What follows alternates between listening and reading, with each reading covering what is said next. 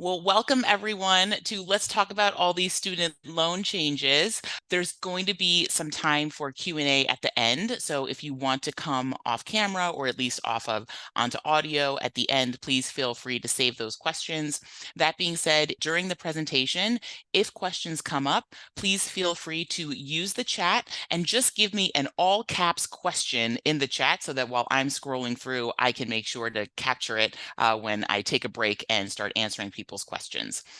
I'm going to start by just kind of going over some of the student loan basics, giving you the lay of the land, make sure you have a good sense of what's going on right now. And then, of course, I want to leave ample time for your personal questions for your own personal student loan situations. All right, well, let's get started. For all the folks who made it on time today, welcome to, gosh, this is my first Zoominar in a while. And of course, it's about student loans.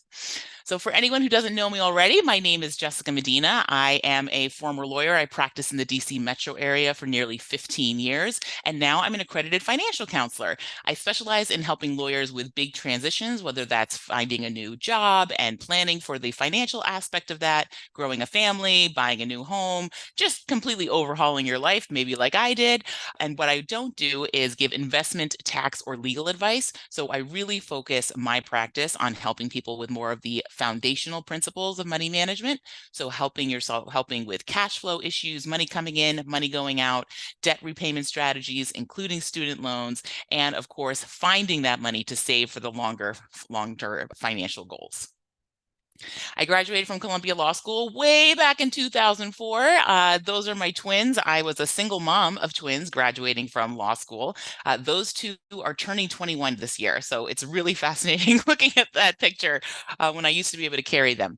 But I went to law school so long ago, the student loan landscape was completely different. But I can tell you, graduating with $200,000 in student loans was pretty stressful and basically set me squarely into the big law world. I went to a firm right after law school, even though I had always wanted to work for the government in public service.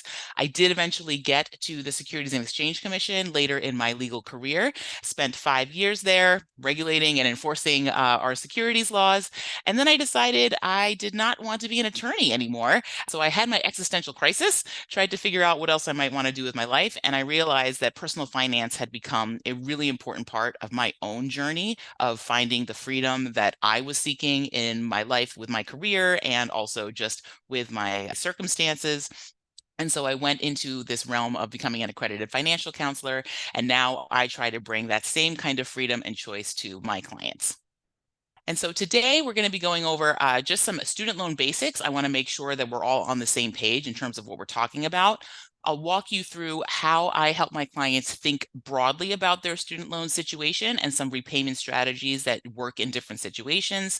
And then we're going to talk specifically about forgiveness options for federal student loans. That's what today's presentation is really focusing on because there's so much going on in the student loan world. I could spend hours talking about everything, but I really wanted to pay attention to what's important for the deadline coming up at the end of April. It only applies to particular types of folks in particular circumstances, but the relief that you can get this year is quite powerful. And so I wanted to make sure that we hit on that. I'll also talk about how you can make your own plan. If whether you fit into this April deadline population or not, it's really good for your own stress relief to have a plan for your student loan debt. And so we'll go over the steps that are necessary and ways that I can help. And then, of course, we're going to leave some time for questions so that you can hopefully get some guidance right here today. So starting with the student loan basics. Oh, and just a reminder for anyone who's joined, I am going to save some time at the end for questions where you can come on camera or at least come on audio to talk through what might be going on with your student loans. If during the presentation you have questions that pop up, feel free to pop them in the chat. Just put in all caps question for me so that I can easily find them and make sure that I'm ticking everything off before we wrap up today. There will be a recording. You guys will be getting that early next week, but it's always great if you have me live if you want to ask your questions. So some of the basics that I always want to make sure we're on the same page when we're talking about student loans. There's two general types of student loans. You have federal student loans and private student loans. As I mentioned, today's presentation is not really going to touch very much on private student loans. There are strategies for dealing with them, but we're not going to really get into that today. I wanted to focus on federal student loans because that's where all of the attention is right now. That's where all of the changes are happening. So federal student loans are owned by the U.S. Department of Education. They've gone by many names over the years, and this is what becomes really important for the upcoming deadline. Federal student loans, like I said, they have come there. They used to be called Stafford loans or FFEL loans. You might have Perkins loans. Now, all of them are called direct loans. And so if you have direct in any of your loans as listed on studentaid.gov, then you know that you're squarely in the federal loan realm. FFEL loans, which are from the Federal Family Education Loans, and they're also, sometimes called Stafford loans, and the federal Perkins loans are not treated the same way as direct loans because the FFEL loans in particular are not owned by the federal government anymore. They were taken over by private banks. These are generally older loans. FFEL went out of style in 2010. So if you have loans from after that, it's very likely that your federal loans are a true federal loans and direct loans. But if when you go onto studentaid.gov, you see the FFEL name or you see Perkins loans, then we want to be paying particular attention because the April deadline is really important for you. So I want you to make sure that when you are looking up what kind of loans you have, you can always start with studentaid.gov.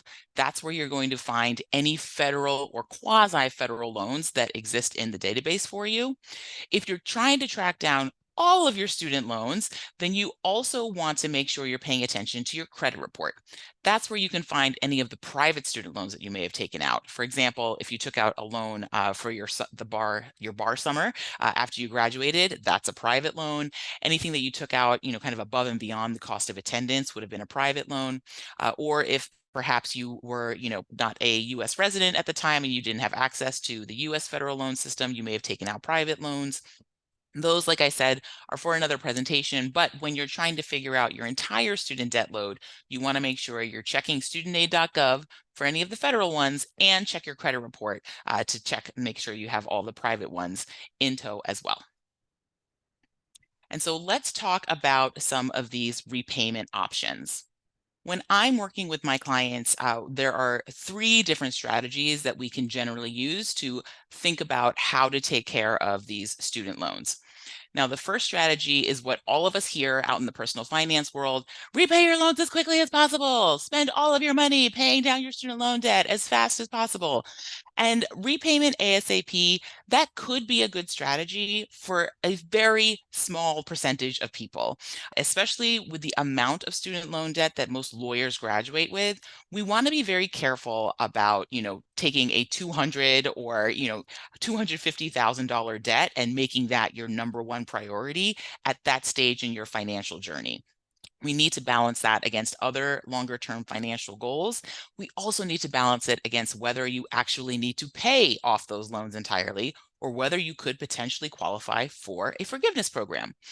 Forgiveness programs are the second strategy. Many of us have heard about all of these over the past few years. The government has been overhauling a lot of their forgiveness programs. And so we really want to be paying attention in the federal loan world, whether you qualify for forgiveness and whether over the entire length of your repayment journey, forgiveness may be the most cost-efficient way for you to get rid of your student loan debt. The last strategy is more of a philosophy. This is the repay your way strategy. May involve some sort of a combination of paying some loans off as quickly as possible, going for forgiveness on others, balancing strategies for private loans versus strategies for federal loans. This really is a way of approaching your student loan debt as part of a larger comprehensive financial picture. And so when I'm working with my clients, we think through what are the different strategies that could work for each of the different aspects of your student loan portfolio, and how does that work in conjunction with everything else that you're trying to do with your money. We're not going to spend too much time on the repay your way or the repayment ASAP strategies today, but I do want you to at least have a sense of when these strategies might be the best idea for you. This is back of the envelope calculation here, okay? This is just a general guideline of a starting point for determining what might be the best strategy for paying off your student loans. So the guidelines are, if your gross annual salary, right, everything that you take in terms of income before you pay taxes, if that number is larger than the total amount of student loan debt that you're carrying, right, both private and federal, then you might be a good candidate to repay those loans off as soon as possible. depending on what job you get coming out of law school, depending on how long you anticipate having that kind of a salary, those are really important considerations before, going full hog onto the repayment ASAP strategy.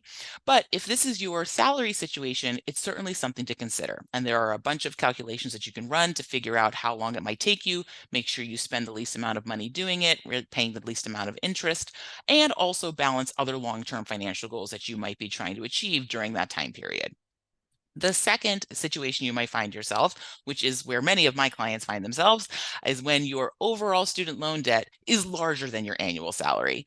Given the amount of student loans that many of us graduate with, this is often our experience. And so these folks are generally very good candidates for the federal forgiveness programs. So we're going to spend most of our time today talking about those programs.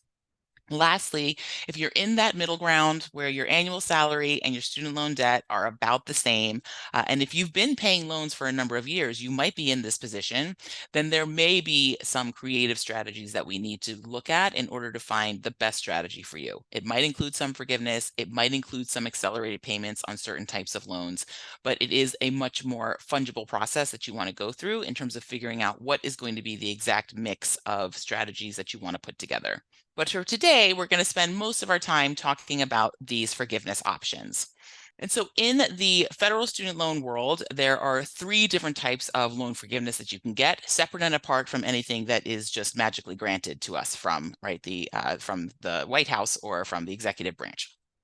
So the first is income-driven repayment forgiveness.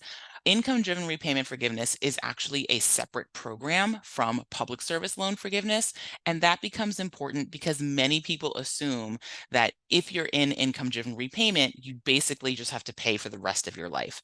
That's not true. The income-driven repayment programs are set up such that under some of them, your graduate school loans, which is what I'm going to focus on today, can be paid off after 20 or 25 years of payments in the program. But they need to be 20 or 25 years of income-driven repayment payments. And so that becomes one of the qualifying factors to figuring out when you are actually eligible for forgiveness under income-driven repayment.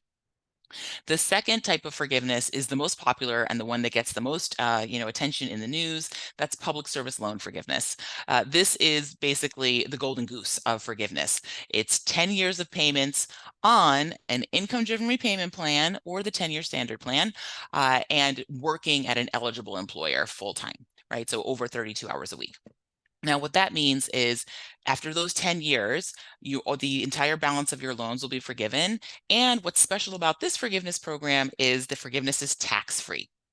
Right now, under normal circumstances, income-driven repayment is not tax-free forgiveness. So there is a tax bill that goes along with the forgiven amount under just the regular income-driven repayment forgiveness.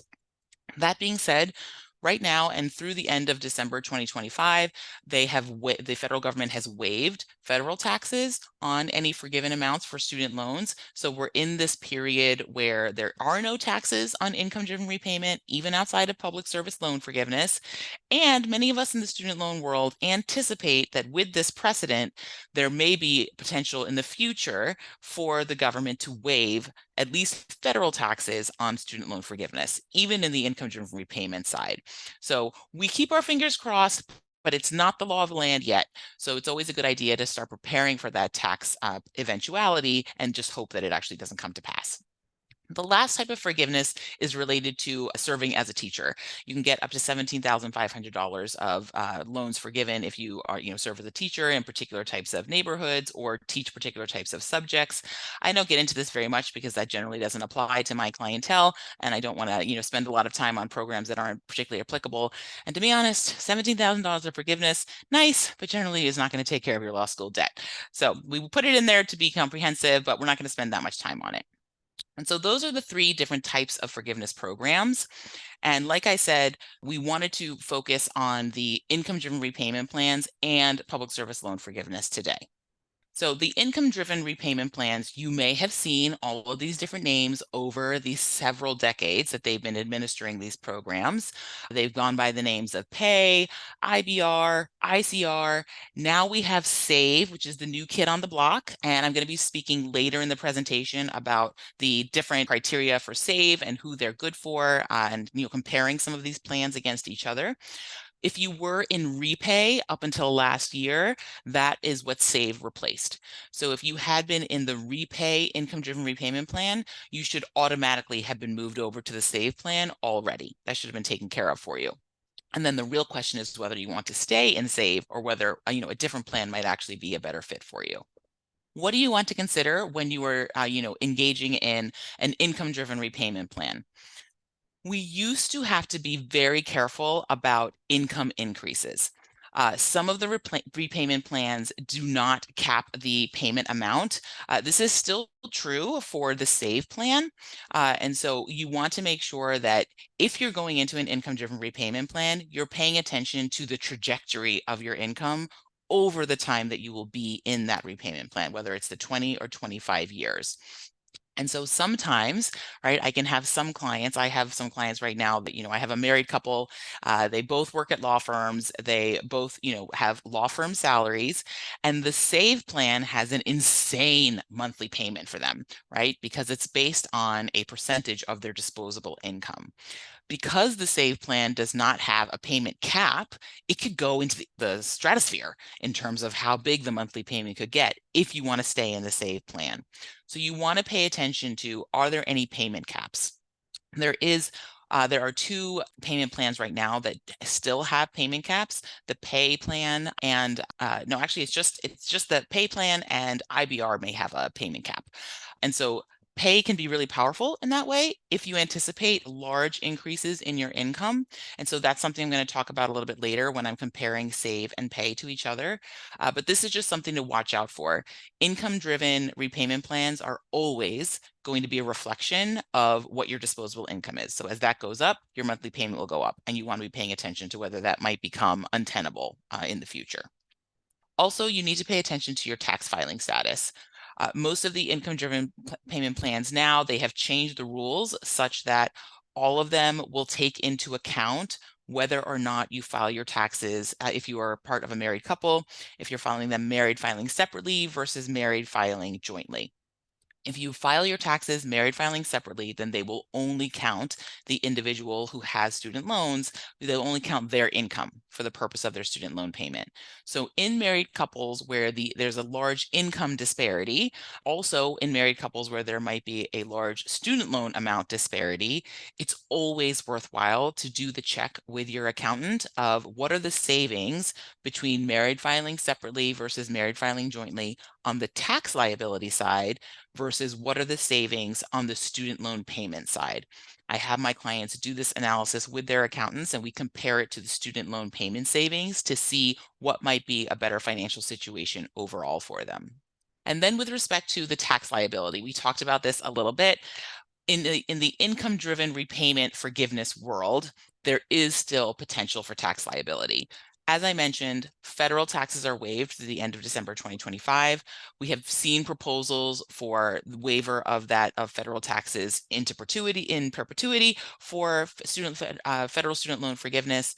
That being said, there are still some states that tax student loan forgiveness, even though federal taxes have been waived. So you want to check the rules in your state if you're going to be coming up on forgiveness, just to make sure that you're ready for a tax bill.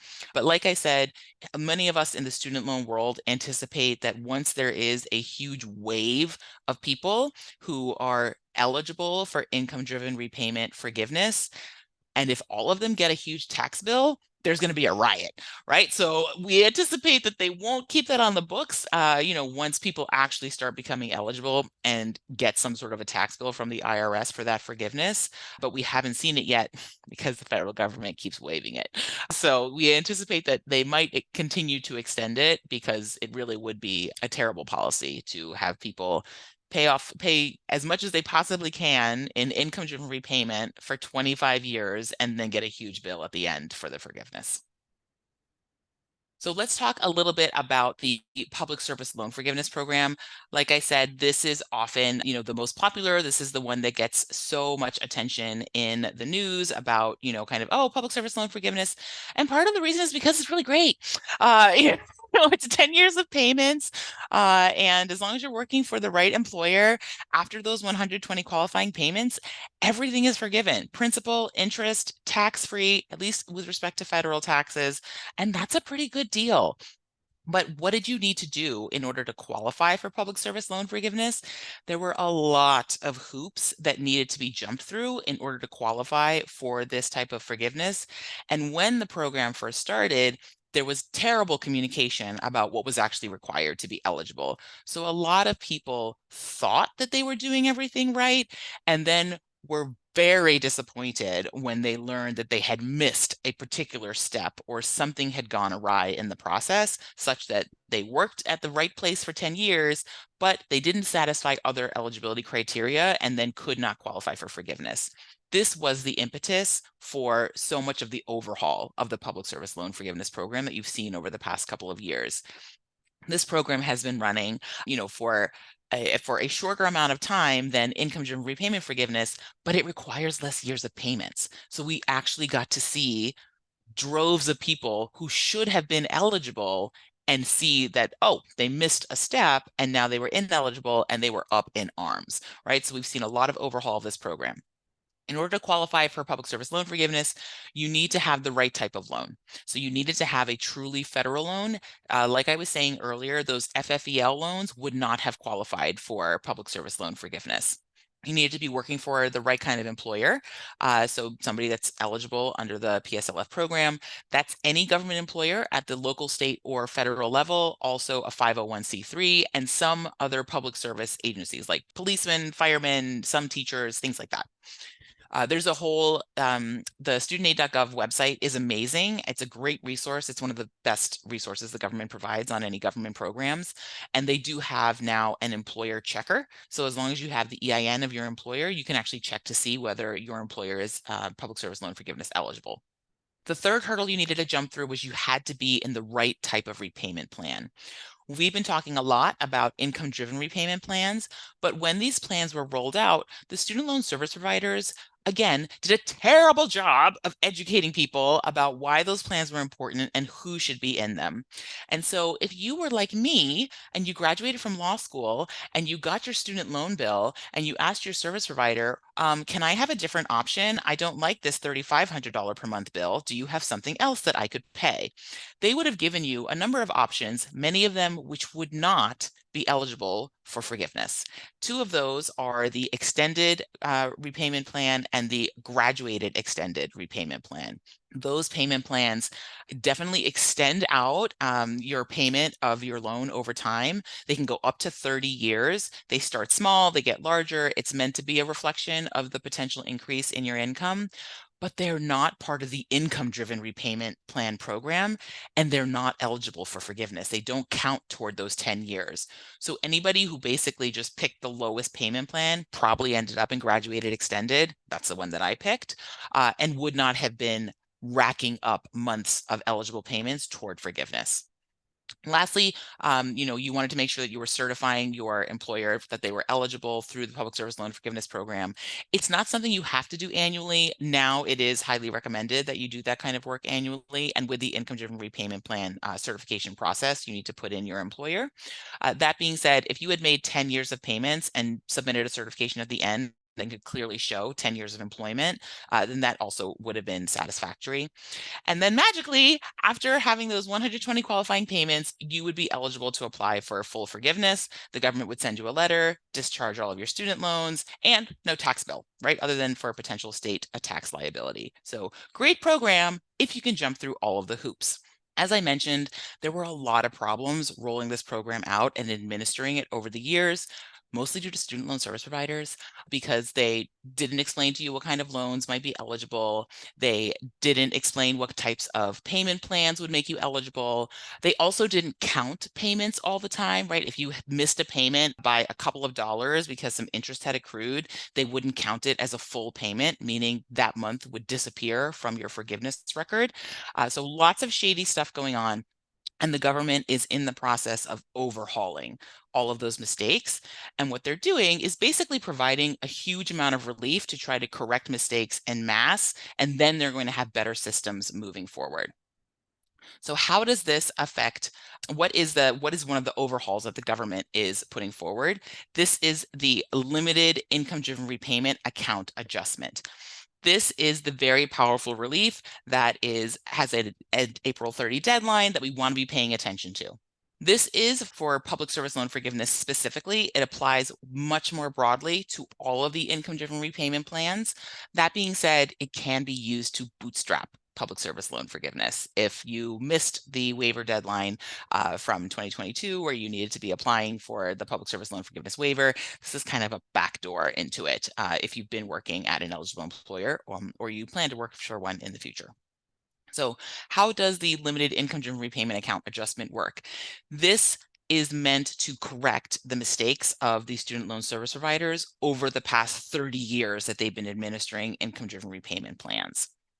The first aspect of the relief is for anyone who has FFEL loans, right? These are the older loans from before 2010. They used to not be eligible for forgiveness, but you can now consolidate. And by consolidate, I basically just mean convert, right? You can have one FFEL loan and consolidate it to turn it into a direct consolidation loan. So you don't have to have two loans and consolidate them together. You can literally just have one big FFEL loan and turn it into a direct loan now. But the government has never allowed private loans to be turned back into federal loans. So this is a really important aspect of relief that they're offering. And it's pretty powerful because you can now take these quasi-federal FFEL loans and turn them into direct loans. Direct loans are truly federal loans. They're eligible for all the income-driven repayment plans, depending on other criteria, and they're eligible for forgiveness. They're also eligible for all of the weird additional relief that the White House has been trying to give student loan borrowers over the past few years. If you guys remember, we were all supposed to get like $10,000 of forgiveness free and clear as long as we met certain income requirements. That got thrown out by the Supreme Court because, lawsuits are terrible. But that relief would not have applied to FFEL loans. The government tried, and those are really hard because they don't own the loans, and banks own them, and banks want their money. So it's turning those loans into direct loans gives the Department of Education power over them again and allows them to administer sweeping relief way easier than if they're trying to do it in the FFEL space. If you have old FFEL loans, please consider turning them into direct loans through the consolidation process, and please consider starting that before the end of April. The reason why it's important to do this before the end of April, it's not necessarily, it's not clear that you won't be able to, go through the consolidation process of turning the FFEL loan into a direct loan after April. That may still be available. But what you will miss out on is the income-driven repayment account adjustment. And I'm going to explain why that is so powerful. The account adjustment is trying to correct, right, all of the miscounted payments that student loan service providers did to student loan borrowers over the past decades by putting them in the wrong payment plan, by them having the wrong kinds of loans. And so if you do the consolidation before April 30th, the government is going to treat that new direct loan as if it is as old as your original FFEL loan, and they're going to treat it as if you've been in an income-driven repayment plan the entire time. That is huge, right? You basically have gotten however many years old that FFEL loan. Now, those are all years that count toward your forgiveness timeline. So this is very powerful relief. And even if you could still convert your FFEL loan into a direct loan, later this year, those years of payments will not count toward forgiveness. You'll have to start the forgiveness clock over again as if you just entered income-driven repayment. So it's very important that if you're going to go for forgiveness and you have FFEL loans, that you start that consolidation process before the end of this month. Secondly, a lot of us may have gone through periods where maybe we were out of work or we were underemployed. And so we, went into a period of forbearance. Instead of putting you on an income-driven repayment plan where you likely would have had a monthly payment of zero, student loan providers often put people directly into forbearance to relieve them of their student loan payments. Now, this was a terrible practice because it basically took away forgiveness credit for people who could have been getting it while they were, unable to make their payments. The beauty of income-driven repayment plans is that if you don't have disposable income, your payment is zero for that month, but that month still counts toward forgiveness, but not if you're in forbearance. So the federal government is trying to correct a lot of the mistakes that these student loan service providers made with student loan borrowers by just carte blanche giving you credit for certain forbearance and deferment time periods. They're not going to give you credit if you were in school deferment. Okay, so if you went straight from undergrad straight into law school, those years aren't going to count as forgiveness years. But if you were working and maybe were unable to make your payments, between undergrad and law school, then those periods of forbearance would count. And so I'm doing a lot of work with my clients right now to figure out, well, what would their potential forgiveness count look like if we actually had not been in forbearance for all of those months and instead had just been in an income-driven repayment plan with $0 payments. So that is very powerful relief and basically just amping up how much forgiveness credit you get toward your loans. The last aspect of the income-driven repayment account adjustment that is quite powerful and does apply to this April 30 deadline is making sure that you can get the most credit on the most number of loans that you have. Right now, if you consolidate, if you have, let's say you have multiple loans in your history, whether they're direct or FFEL, whatever types of loans you have, if we can convert them into direct consolidation loans, if you have loans that are older, or from a different time period where you made payments on them, and then you have some newer loans, if you consolidate your older loans and your newer loans together, the federal government is going to treat them as if they are the age of the older loan. And they're going to give you forgiveness credits all the way back to that older loan's age. So for example, I have a client who graduated from undergrad in 2003, worked for many years. She took out loans, and she had FFEL loans back then because those were the federal loans that were being offered. And then she went to law school in 2015, amassed another round of debt, but had never paid off her undergrad debt because she had basically been underemployed for a number of years between undergrad and law school, hence wanting to become a lawyer. So if we are able to consolidate her law school loans, which are right over 10 years older than her undergrad loans, with her undergraduate loans, that new consolidated loan is going to be treated as if it started in 2003. That means that she's going to have over 20 years of forgiveness years under her belt already. That is extremely powerful relief for having gone to law school in 2015, right? And maybe and having less than 10 years of forgiveness credit that she could count. And so in that way, this is very powerful relief. This is part of the April 30 deadline. The consolidation needs to happen before the end of the month in order to take advantage of this converting all of your loans to the age of your oldest loan.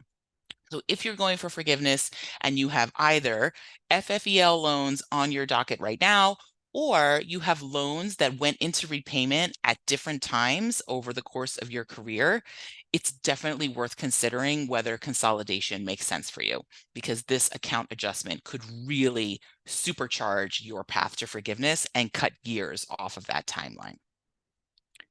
How does this work? We talked a little bit about the different loan types. If you can consolidate your old FFEL loans that didn't used to qualify for forgiveness at all, then you can basically turn them into direct loans. So now you'll have the right loan type. This works particularly well for the public service loan forgiveness because, as I mentioned, FFEL loans didn't even qualify for public service loan forgiveness before, right? So if you are an older attorney and you had FFEL loans, but you were working in the government, you didn't have access to the same types of eligibility for forgiveness. Now you can. Right. So they're going to turn those FFEL loans into direct loans, and now you're going to be PSLF eligible. You're also going to get credit for all of those years that you were making payments as if you had been in a PSLF eligible repayment plan. That's what becomes so important. You still have to work at the right employer for public service loan forgiveness. That's not changing. You still have to certify that you worked for the right employer for public service loan forgiveness, but it won't matter that you were in the wrong payment plan before. which is really, what a lot of people ran into in terms of the issues, as I was mentioning earlier. And then lastly, right, many more of the payments that you made will be eligible. If you're in public service loan forgiveness, if you're anywhere in the program, you should be serviced by MOHELA. That's going away. The government is breaking up with MOHELA with respect to public service loan forgiveness. So there's a bit of a moratorium on public service loan forgiveness applications, but that doesn't affect the consolidation deadline. So I don't want you to think that, oh, I'll just wait until the summer to do my consolidation. It's very important if you're going to be going for forgiveness and you have these older loans that you convert them into federal loans so you get the income-driven repayment account adjustment. But MOHELA did at least come up with payment counts for public service loan forgiveness, and those payment counts are now going to be transferred over to the Department of Education. This is going to take time. Everything in the student loan world takes time, especially if the government has to build a tool. But what we're hoping is that at least moving forward, it will be much clearer how many of your payments count toward public service loan forgiveness. And if you have older loans or if you have loans of different ages, the best way to get the best payment count is to work on a consolidation before the end of this month. And then I also want to talk about how this works outside of the public service loan forgiveness world. Like I was saying, the limited income-driven repayment account adjustment is also powerful for straight income-driven repayment forgiveness. You have, you can convert your quasi-federal loans that would not have been eligible for many of the income-driven repayment plans. You can turn them into truly federal loans, into direct consolidation loans, and you'll get credit for all of those years of payments as if you had been in an income-driven repayment plan. So that's very powerful, and we'll give you credit for all the work that you've done, but we need to start that process before the end of the month. With income-driven repayment forgiveness, doesn't matter where you work, they don't care. It does matter what repayment plan you've been. Obviously, you need to make income-driven repayments to qualify for that forgiveness credit. So with the income-driven repayment account adjustment, all of those earlier payments are going to be treated as if you were in the right repayment plan. Again, for income-driven repayment forgiveness, you don't have to worry about employment certification. But depending on which income-driven repayment plan you're in, you could qualify for forgiveness after 20 or 25 years. Most of you will be in the 25-year bucket, but for the few of you that may be eligible for the pay income-driven repayment plan, that's 20 years to forgiveness for graduate school loans. So it shaves 5 years off. It's very powerful, and we'll talk about kind of picking between save and pay and who that might be a good option for. But just an example of some of the things that I've been able to do with my own clients. I had a client who, should have been qualifying for public service loan forgiveness much earlier than he was being told that he would, because his student loan service providers had stuck him in forbearance when he should have been in an income-driven repayment plan instead. And so because of those lost years of payments, he basically was going to have to wait another 3 years before he could qualify for full forgiveness. After going through, talking with me and thinking through his student loan situation, he was able to qualify 3 years early.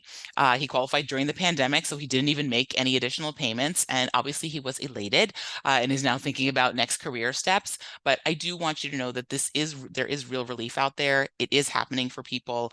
And it's just some hoops that we need to jump through and make sure that you have the right loans and you're taking the right steps to get the most relief possible. This is a lot of information. I understand that, and I'm going to try to answer as many questions as I can today in terms of people's, kind of individual situations. That being said, if you would like to work with me personally on your student loans, I do offer a service that is just focused on student loan repayment strategy. You're going to get to meet with me. I'm going to look at what loans you have. We're going to go pull up your screen on studentaid.gov. We're going to pull up your screen with your student loan service provider, take a look at what types of loans you have. I can help you run all the calculators to figure out what might be the best fit for your situation. But I've had many clients go through this process, and there's nothing like the relief of knowing that you've done everything that you can. And, I don't know what's going to happen this summer. No one knows what's going to happen this fall.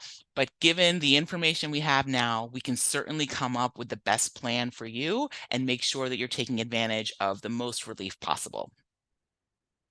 So before I get into the new save plan, I just want to double check and make sure I'm checking the chat. I don't see any questions have come in yet. So I will continue on with just kind of going over some of the new information that people might be interested in hearing in terms of, should I jump into this new save plan, or I'm in this new save plan? What is this going to mean for my loans? So the new save plan came out last year. If you were in repay already, then you automatically got switched over to the save plan. But if you end up going through the consolidation process, they will ask you if you want to be put into the save plan as your new payment plan. There is no hardship requirement for the SAVE plan. So anybody who has federal loans from undergrad, from graduate can apply for the SAVE repayment plan. One of the issues with SAVE is once you've been in the SAVE program for 5 years, you are not going to be able to switch to another income-driven repayment plan. So if you are in, pay right now, or if you're in ICR, or if you're in old IBR and you move into SAVE, if you stay there for 5 years, you will not be able to switch back. That being said, SAVE is often a pretty good option for a number of people, but there are some where there's a better option. We're going to talk through that. But what are the aspects of SAVE that people really like? First of all, you're probably going to have lower monthly payments vis-a-vis any other income-driven repayment plan. Your monthly payment plan under SAVE is based on a lower percentage of your disposable income than the other income-driven repayment plans. So that just means less money out of your pocket every month. So you do want to make sure that you're paying attention to how does that affect your overall cash flow and any other financial goals that you may have. But that being said, we also talked about the fact that SAVE doesn't have a payment cap. So if you make a lot of money, SAVE might not feel like a very low repayment timeline. It may not feel like a very low monthly payment amount, but it should be lower than the other plans. One of the biggest changes with the SAVE plan has to do with interest. If any of you have been paying off your loans for any amount of time, if you've had low monthly payments and large loan balances, you've probably seen those payments go up. I'm sorry, you've probably seen those balances go up over time. It's disheartening to watch your student loan balance increase every month when you're paying them money, right? Maybe if you have a $0 payment, it makes sense, but you're shelling out money and you're watching the balance go up and up and up.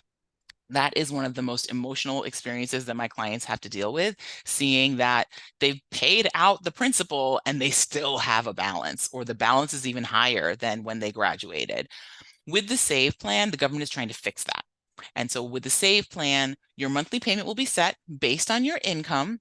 And if that monthly payment doesn't cover the entire month of accrued interest, the government is going to wipe it clean at the end of the month. You're going to start fresh again the next month. So generally speaking, under the SAVE plan, your balance should either decrease every month because your monthly payment covers interest plus a little bit of principal, or stay the same, but it should no longer balloon up into these larger amounts. Now, there have been proposals that the White House has recently made dealing with accrued interest. I have no idea whether any of those are going to come into fruition, so we're not going to talk about that today. That being said, this is baked into the SAVE plan, and as long as the SAVE plan survives, then this can be a really huge benefit for people who hate watching the interest accrue. Also, it does allow you to eventually pay off your student loans, right? If your monthly payments are large enough to actually eat through your loans before forgiveness hits, this is going to be the least amount of money that you end up paying because you don't have all that additional interest tacked on. Now, one question that often comes up with my clients is whether SAVE is the best option for them. And there's usually only one other choice that could potentially be a better option, and that's the pay plan. The pay plan came out in around 2007. That being said, they're taking it off the table. The government is removing pay as an option, and if you are not in the pay plan before the end of June, it's not going to be available for any new people to join. So how do you determine whether SAVE is better than pay? Some of the things that were really great about the pay plan, first of all, there are eligibility criteria. So not everybody is eligible for pay. So you may not even, kind of fall into this category. You can check whether you are eligible for the pay plan on studentaid.gov by running the loan simulator. But one of the things that was great about pay is it did have a payment cap. So pay would set the maximum monthly payment that you could ever be responsible for when you took your loans out, and it was based on the 10-year standard repayment monthly payment. And so your payments can never go above that amount, regardless of how much you make. And that can be a huge benefit for anybody who's going to have an income trajectory that maybe starts smaller, but then really skyrockets. This comes into play when I'm working with folks who, maybe had worked in public interest, but then they are moving over to a law firm, or maybe they're on the partnership track and they have a lot of student loans, so they don't really want to pay back, the 300,000 or the 400,000 that they might have outstanding from their multiple degrees, but they also don't want to have monthly payments in, the five figures based on their disposable income. So the pay monthly cap can be very powerful in that regard. That being said, the save plan will inevitably have a lower monthly payment for you until you hit that cap. So it really is an income dependent analysis. It has nothing to do with how much you owe. It only has to do with how much money you make. How much you owe is based more on what your payment cap will be. So initially, save might look like the better option, but you want to look at your entire income trajectory and repayment time frame to see if you would ever hit that payment cap, because then pay might be the better option actually over the long run. The other benefit of pay, as I've alluded to earlier, is that for graduate school loans, pay only requires 20 years of eligible payments, whereas save requires 25. Public service loan forgiveness is always 10 years. It doesn't matter what income-driven repayment plan you're in. So generally speaking, if you're not going to see huge income jumps in that 10-year span, save is often a better option for public service loan forgiveness folks. But when you're comparing 20 years of payments to 25 years of payments, I know it doesn't seem like much, but remember, those last 5 years of payments are probably going to be at your highest income. So they're going to be the largest payments over your repayment time frame. And if you're in save, there's no payment cap. So they're just going to be sucking you dry for the last 5 years. And so it's important to take a look at what does the overall payment look like over 20 years versus 25 years. And I mean, if you can get out 5 years early, that's pretty nice. Now, what you will have to still deal with on the pay program is interest accrual. This is an old plan where interest just kept getting tacked on.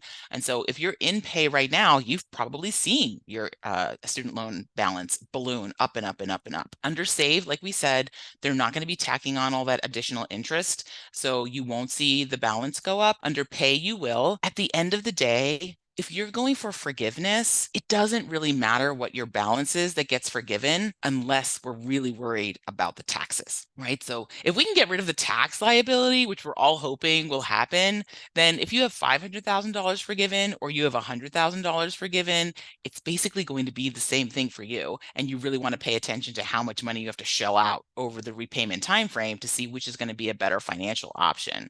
But with this payment cap and with this shorter repayment time frame, pay can be a very powerful choice if you are eligible and if you can get in before the end of June.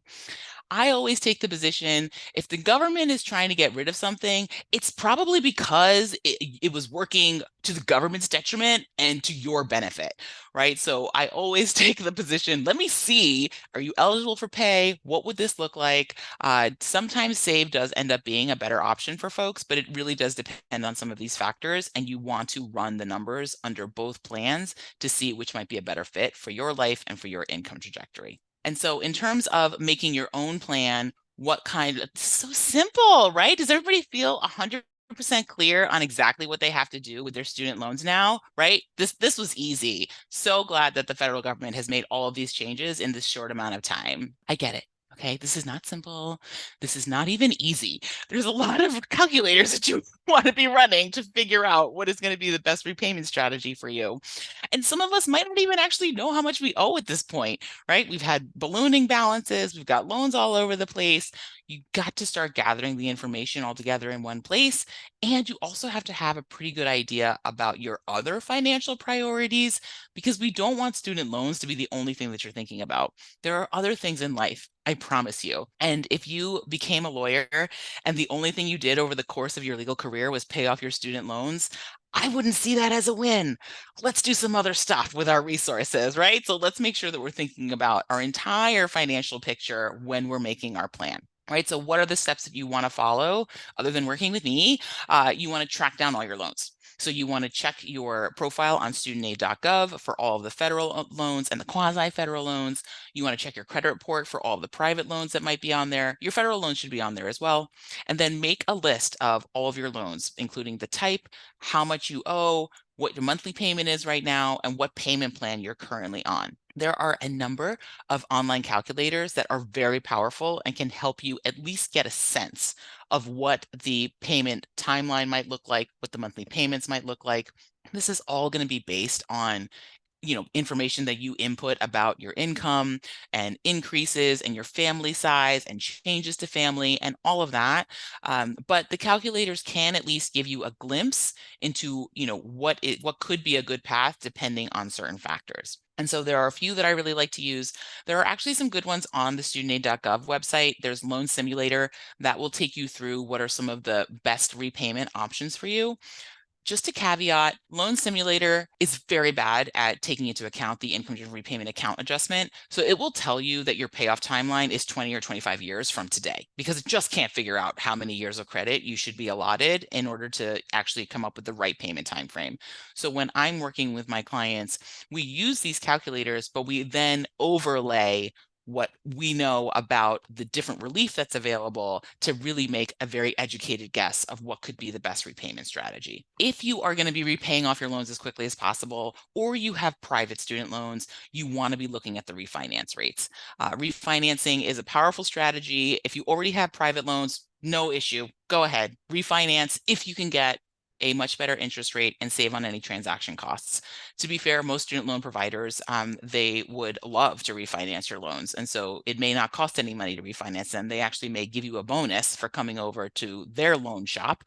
So you want to look at all the different costs involved and whether you would save money over time. I do some of this work with my clients, certainly in my more comprehensive programs to kind of figure out, does refinancing, make sense for them? And might we want to, can we extend the payment time frame to lower a monthly payment, but still end up paying the same amount over time, right? There's a lot of different strategies that you can apply. And then, of course, you want to make sure that you're checking in periodically because as you change your income, as your family size changes, as your living situation changes, the best repayment strategy for you may also change. And so in the student loan world, there are very few things that are irreversible. One thing that is irreversible is refinancing your federal student loans. So before you take your federal loans private, make sure you've really done your due diligence to ensure that you don't need any of those federal protections. You're very set on getting these paid off as quickly as possible, and you're just shopping around for the best interest rate and the best repayment time frame. If you get into an income-driven repayment plan, like we said earlier, you can switch into other plans, and the government is trying to take away some of the disincentives for people to switch. You won't necessarily capitalize interest immediately upon switching plans, but like we said, if you right now, as it's written, if you're in Save for 5 years, that's it. You got to stay and save or get out of the income-driven repayment programs entirely. You won't be able to switch, but you'll have 5 years to figure it out. Again, if you would like some personalized help with your student loans, please feel free to reach out to me. I have appointments this month. I know how important it is for some folks to make sure of whether or not they need to take advantage of this end of April deadline. Again, like I said, you'll get 2 sessions with me and a slew of information and links to all the important calculators to be able to start parsing through and figuring out the best repayment strategy for you. But while we still have some time, I haven't seen any questions pop in through the chat, but if folks want to take themselves off mute or raise your hand or something, then I'm happy to answer any questions that folks have now live. Can you hear me? Hello. Yes. Hi. Yeah, I have a question. Hold on one second. Hi, Sarah. Hi, how are you? Good. Um, where do Grad Plus loans fit into all of this? Grad Plus loans, as long as they are direct Grad Plus loans, they are federal loans, Hmm. and they should already be. You should have the income-driven repayment account adjustment applied to them. but you can consolidate Grad Plus loans with other loans if you want to take advantage of the account adjustment because maybe they went into repayment at different times. But Grad Hmm. Plus, they qualify for the SAVE plan, all the income-driven repayment programs. Okay. Because yeah, the Grad Plus loan obviously has a much higher interest rate than the rest Yes. of them, Mhm. and also too, what happens to your lower? So I have old FFEL loans. What Mm. happens to the interest rate? So when you Mhm. consolidate, consolidation in the federal world, right? Consolidation is not refinancing. It's basically taking multiple federal loans and smashing them together into one new federal loan.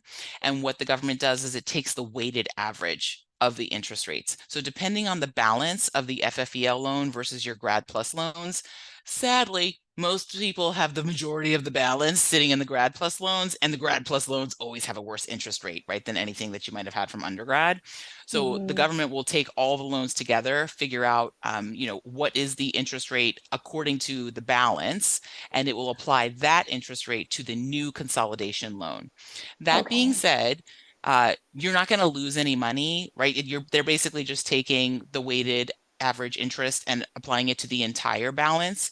Mhm. What it does is it takes away the possibility of you to pay off higher interest loans faster, right? You will no longer be able to Mhm. pick and choose how you want to apply your payments. But like I said, right now, your FFEL loans are not eligible for most income-driven repayment plans.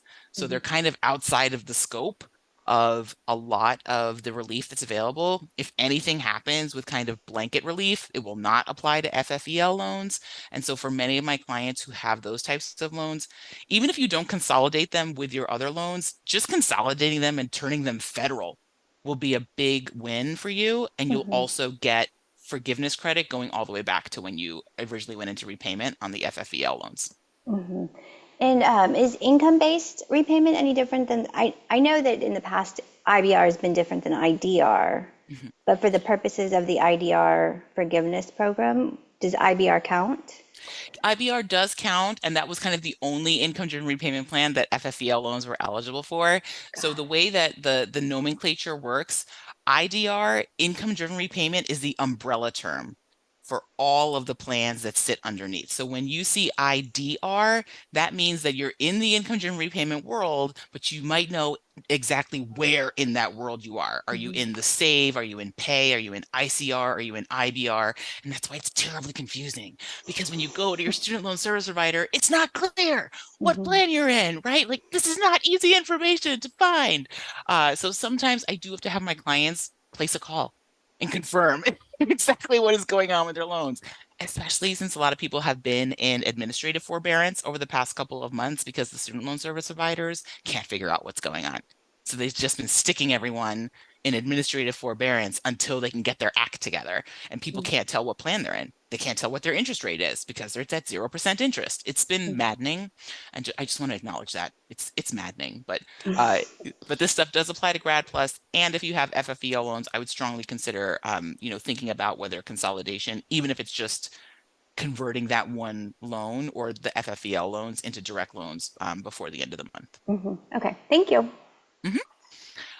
Oh, question came in. If we switch out of save within the 5 years, can we switch back in at a later time? Yes, there isn't. The real issue with respect to once you've been in save for 5 years is because you've been saving so much money on interest, right? They've been wiping clean all of the accrued interest every month, and that's very different from all the other income-driven repayment plans that do tack on interest every month. So they wanted to make sure that they weren't kind of, you know, giving a benefit and then people switching out into another plan at the last minute, without having the interest being tacked on. But you should be able to switch back into save, right? We're going to keep our fingers crossed that all these plans actually exist in 5 years. Another question came in. How does employer verification work to establish forgiveness eligibility? So if you are no longer with your public service loan forgiveness employer, but you have worked at an employer while you've been repaying any federal or quasi-federal loans, then you're just going to be submitting a form, and your employer will also, get a form to submit. So there is a process on the website. They're trying to get to a point where employer verification is completely electronic, instead of, your employer having to fill out a form and add a wet signature and fax it into the government. But it's the government, so they're not exactly there yet. But there is a process to go back to old employers so that you can certify your employment during prior periods. Oh, there's a question regarding currently accruing interest, but I Hi. don't know what the question is. Or was that Sarah? Yeah, no, I Oh, just wanted to get my spot in line. oh, Um, okay. Everyone's called Alicia Gruber, so I just oh, no go worries. ahead. So I have only federal loans and I'm on the SAVE plan and I graduated law school in the pandemic. So there's been like deferment and all of that Mm-hmm, stuff. And for some reason, like no interest has been accruing. And I don't mm-hmm. know if I should like ask why or just kind of like leave it alone. That means Is the it, system is working the way it's supposed to. but So I'm not during making payments yet. mhm. So Okay. during the pandemic, right, during the payment pause, it was $0 payments and 0% interest for anybody who had federal loans. Everything was basically shut down, including accruing interest. So that was part of the COVID pandemic pause. That went away at the end of August of last year. However, there were so many issues with loans coming back online in fall last year. A lot of student loan service providers just had to end up continuing offering 0% because they couldn't figure out what people's payments were. But remember, under the SAVE plan, if your monthly payment is 0, that means you've met your payment for the month, and everything that would have accrued gets wiped clean. So you're not supposed to accrue additional interest. The line is under the SAVE plan, you will pay interest if you have a payment, right? If your payment is $100 a month, that entire $100 would go toward interest. You would never touch the principal, but any interest above and beyond the 100 would get wiped clean. So Okay. your So stuff is it actually currently working the just way says it's I have, supposed to, okay, which is even so though, exciting to hear. all right. So I'm not going to worry about it. Thank you. No, don't call anyone. You're doing great. Okay. Thanks. Oh, another question. Oh, what is the process of crediting past times when payments should have been 0? Okay, FFEL and worked for a nonprofit for 6 years. So if you convert your FFEL loan into a direct consolidation loan before the end of April, they're not even going to pay attention to what kind of payments you were making. They're just going to give you credit for your repayment time frame. So if you go through the consolidation process, then that new consolidation loan should start up with a nice set of months of forgiveness eligible payments. Does that answer the question, Layla? If you can you hear me? Yes, I can hear you. Let me see. I don't know if my video's on or if you can see me. I can see I the have green another thing screen. around you, but I can hear you. Okay. Yeah. So once I consolidated, Oh, did you consolidate already? Tell me when you consolidated. But I'm thinking, Layla, if you still have an FFEL loan, it might be an FFEL consolidation loan, which you can still consolidate anew and turn it into a direct consolidation loan. I did not consolidate yet, but Okay. my question was if when I do consolidate before April 30th, how do they go back over, all the years where my payments would have been pretty much 0? Because I had a lot of periods where, as a nonprofit employee, Mhm. those So would have you were been. making $0 payments, even though your payment due was a larger amount. Is that what you're saying? They basically put me on forbearance. That This is scenario where you exactly, mentioned. yes, amazing. This is exactly what they're trying to correct. You should not have been put on forbearance. You should have been put in an income-driven repayment plan where your payments would have been that they would have been low enough for you to be able to handle them with your salary. This is part of what they're trying to correct. And so they will count periods of forbearance as if you had made forgiveness eligible payments in those months. Now they are limiting it, I want to say up to 36 months of forbearance. So if you were in forbearance for like 10 years, then you might not get the full credit, but you'll at least get up to 36 months of credit, which isn't, it's not nothing.